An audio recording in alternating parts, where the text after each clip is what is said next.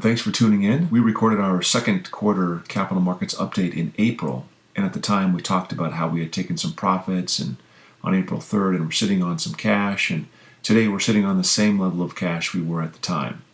And we are still waiting for that opportunity to arise. It's turned out in hindsight that the decision to sit on some cash is the right move. And as expected, it's been a really tough quarter for equities or for anything that was that had risk involved. The U.S. economy is still in the same ultra-slow growth mode, but China is slowing. Europe is an unmitigated disaster, and the U.S. faces a contentious election cycle and a fiscal cliff in January that would push us right back into recession. Reasons for caution abound. For us, at least, it has been a risk-off quarter. From the beginning of April through May 15th, you can see that those asset classes qualified as risk assets, commodities and different baskets of stocks you see here, from the S&P 500 to the Russell 2000 to the emerging markets or to Europe, have seen real declines. Now, these declines are not out of the ordinary. Indeed, they're not really anything special at all. But with the spectacular returns of the prior 6 months, some people may have forgotten that markets do not provide returns in straight lines. It is as normal as the seasons for markets to take 2 steps forward and then 1 step back. Thankfully, as we see on the right, most risk assets remain positive for the year. Despite how slow and difficult the recovery has been, we've actually recovered all of our lost GDP output and are now in a technical expansion. I use the word technical because we're in an expansion in GDP terms alone. When you look at the average net worth of the U.S. household or employment, you get a different picture. We can see that the economy has recovered nearly half of the jobs lost in the Great Recession. We lost 8.9 million, and through the end of April, we've recovered 4.2 million. It's estimated by the end of May, we'll recover 4.4 million. So having recovered only half the jobs is bad enough, but it's even worse when you consider that the labor force continues to grow as students graduate from college and graduate school and enter the workforce. The unemployment number has shifted from 10% in October 2009 back to 8.1% today, which is good, but this is largely because the participation rate has dropped. Many people have given up looking for work. In other words, they've ceased participating in the labor force. And this is true, but importantly, we're also in the middle of a great demographic wave as the early boomers reach retirement age and drop out of the labor force voluntarily.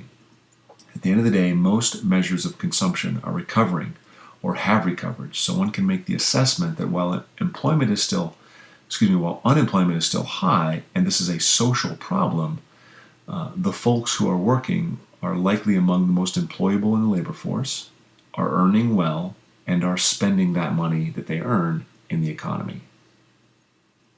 And this is what drives consumer spending, which is what drives growth of earnings per share.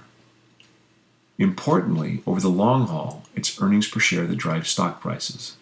But notice here that there are 2 items that contribute to increasing earnings per share. In gray, we see that early in the cycle, increasing margins contribute the lion's share to earnings growth.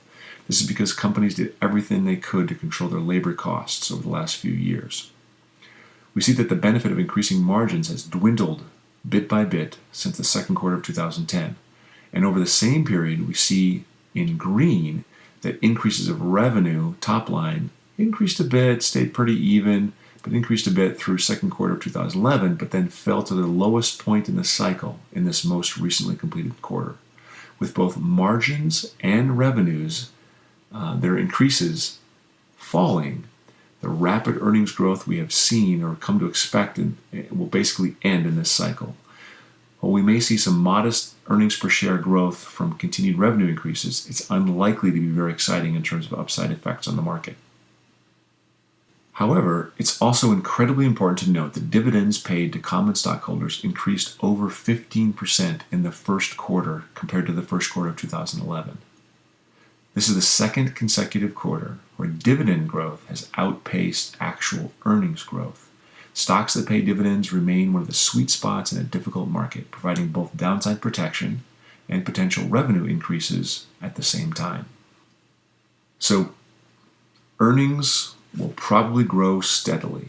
but slowly and entirely dependent on either a consumer who continues to increase spending or an increase in the number of consumers themselves.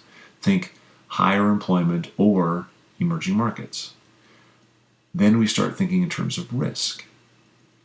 The big one is the fiscal cliff. At the end of 2012, the Bush tax cuts expire. The federal spending cuts agreed to in 2011 kick in. The 3.8% surtax on investment income for Obama's healthcare package kicks in. The Medicare tax of 0.9% on earnings over $250,000 kicks in. And the 2% payroll tax cut is set to expire at the same time extended unemployment benefits expire. The good news is that this combination of tax increases and spending cuts, when taken together, will reduce the federal deficit from 7.6% of GDP to an entirely reasonable 3.8% of GDP. The bad news is the resulting economic strain will probably push the U.S. back into a recession in the first quarter of 2013. This is what Krugman keeps talking about in the New York Times. Okay, I cannot be clear enough here. This is how the legislation plays out now. In other words, with no action from Congress, this is what happens. So for this not to happen, Congress has to work together to make it not happen. Last year, we made the right decision when we bet against Congress doing the big deal to control the deficit and save the AAA rating. I don't see that anything has changed in partisan politics in the intervening 12 months. I call the fiscal cliff and federal finances big risk number one. Potential risk number two is China. Now here we see that China peaked in the first quarter of 2007 at over 14% GDP. From that point to this one, they've tried to cool their economy. The Great Recession helped them a little bit, and they recovered from it quickly, but they continue to slow their growth and control the economy. It's looking like they've succeeded in slowing their economy and have taken recent steps to stimulate and kickstart growth a bit again. China would like to see growth between 8 and 9%, and they have the capital to do it if they wish. Now, markets have largely priced in the risk in China by prices falling quite a bit, frankly, and this is why we've recently taken a small emerging markets position. Remember that emerging markets are among the most volatile of asset classes naturally, and we have to admit that they're a potential risk, but it's not an abnormal risk right now, and we believe it's risk worth taking. Aeschylus, Sophocles, and Euripides wrote the original Greek tragedies that were played in March through April timeframe in honor of Dionysus. Back in January, we said that Europe was either in or would soon enter a recession, and the numbers here you see in this chart bear that belief out. Any number in the chart below 50 suggests an economy in contraction. Note that only the UK and Ireland just barely have numbers above 50. Today, nearly all of Europe, Germany included, has entered a recession. We expect that the Germans and other core European countries who have practiced fiscal discipline and who are now being asked to bail out those who have not been as disciplined will refuse. And they will refuse until they can no longer refuse.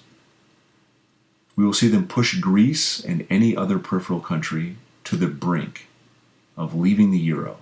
And this is not a reference to the current conversation and threats that discuss leaving it as we see today. It's going to get a lot worse before we see the ECB step in and offer a rescue. Meanwhile, Spain will continue to get worse. Spain's banks are technically insolvent. Spain committed recently $23.5 billion to their third largest bank when losses were discovered to be 10 times the expectation. Again, it's not over, and it's likely to get much worse, and there's likely to be a lot of saber-rattling between peripheral countries and core countries before it's done.